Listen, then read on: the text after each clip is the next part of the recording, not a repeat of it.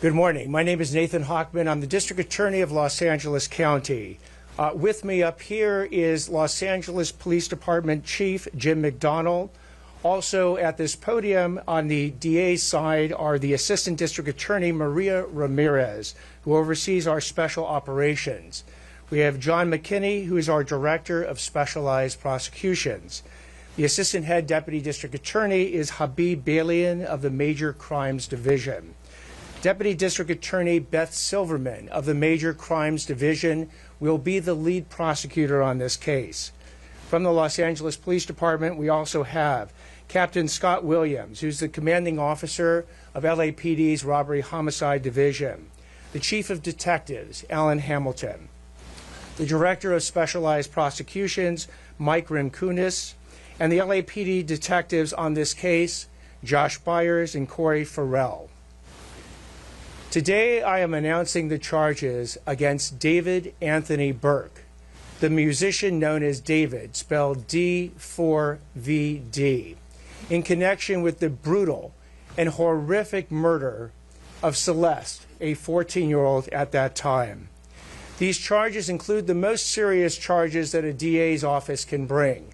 That is first-degree murder with special circumstances. The special circumstances being lying in wait, committing this crime for financial gain, or murdering a witness in an investigation. These special circumstances carry with it, along with the first-degree murder charge, a maximum sentence of life without the possibility of parole or the death penalty. The determination on whether or not the District Attorney's Office will seek the death penalty will be made at a later time. Before I get into the actual charges, and there are additional charges against Mr. Burke, including continuous sexual acts, lewd and lascivious sexual acts with an individual under 14 years old, and mutilating a human remains of a body.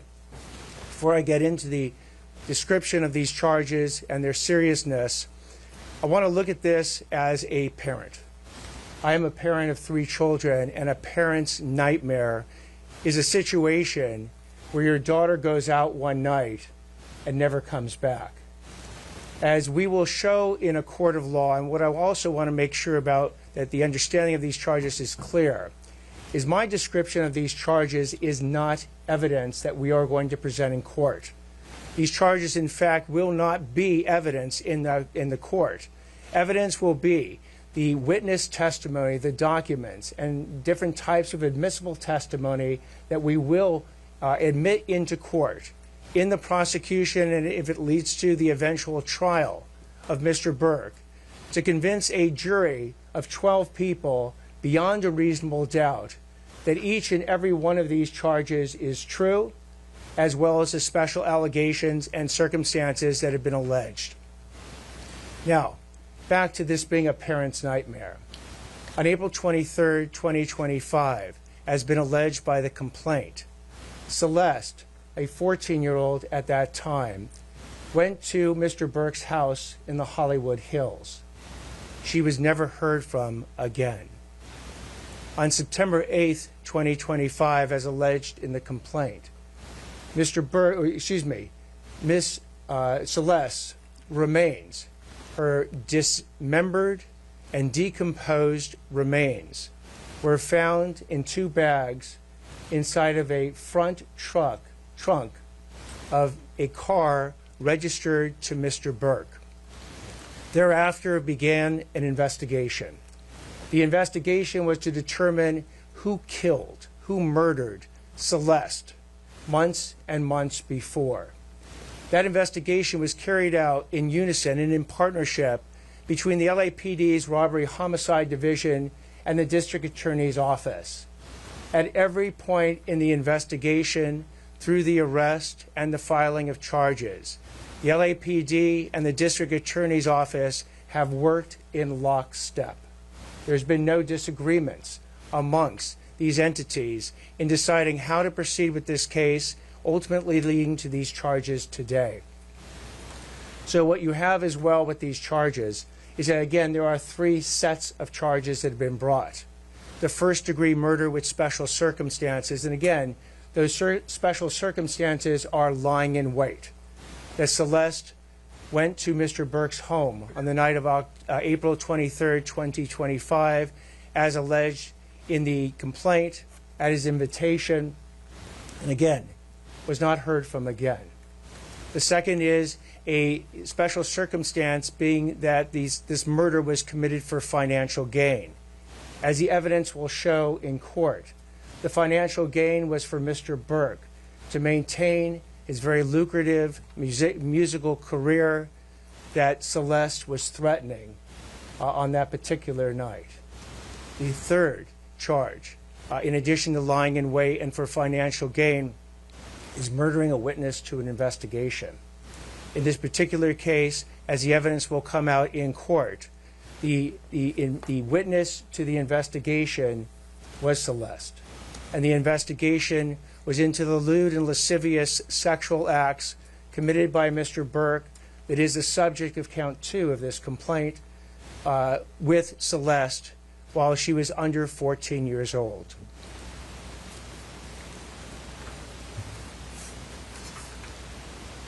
I had the chance to meet with some of the family members of Celeste, and their grief is incalculable as to what happened to their daughter.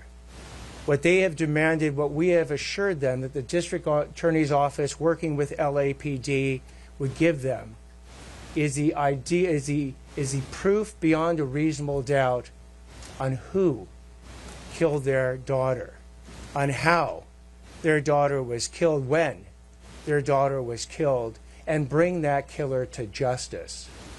That killer that we have now charged is David Anthony Burke. We will have questions after I speak and Chief McDonnell speaks. At this point, I invite Chief McDonnell to speak. Thank you very much. Good morning, and thank you all for being here. I want to begin by expressing my deepest condolences to the parents of Celeste Rivas. No parent or any human being should have to endure what you've gone through. Today, alongside D.A. Hockman and our partners at the L.A. County District Attorney's Office, and thanks to the tireless and hard work of our investigators at the LAPD, we're announcing the arrest and prosecution of David Burke for the murder of 14-year-old Celeste Rivas. Throughout the 7-month investigation, this department has faced criticism for how we handled the case and for our decision not to provide details. I want to be clear about something. My duty is not to fuel speculation, it's to deliver justice, and that requires patience and discipline on everybody's part. This investigation was driven by a single purpose: to secure justice for Celeste Rivas and for those who loved her. We had to be certain that nothing we did or said would ever jeopardize this case. Ms. Rivas was a reported runaway from Riverside County. During the course of our investigation, detectives learned that she had been involved in a sexual relationship with Mr. Burke when she was a minor and he was an adult. On April 23, 2025, Ms. Rivas arrived at Mr. Burke's home in the Hollywood Hills. That's the last time she was known to be alive. On September 8, 2025, Ms. Rivas's dismembered and badly decomposed body was discovered in the front trunk of Mr. Burke's impounded Tesla. From that moment forward, our investigators faced an extraordinarily difficult and complex case. The condition of her remains delayed the medical examiner's ability to be able to determine cause of death. The substantial amount of time that passed between her death and the discovery meant that crucial evidence had degraded or disappeared. And as detectives worked to uncover the truth, they also had to sift through and debunk a great deal of false information circulating publicly. These challenges were real, and they required patience, precision, and an unwavering commitment to the facts.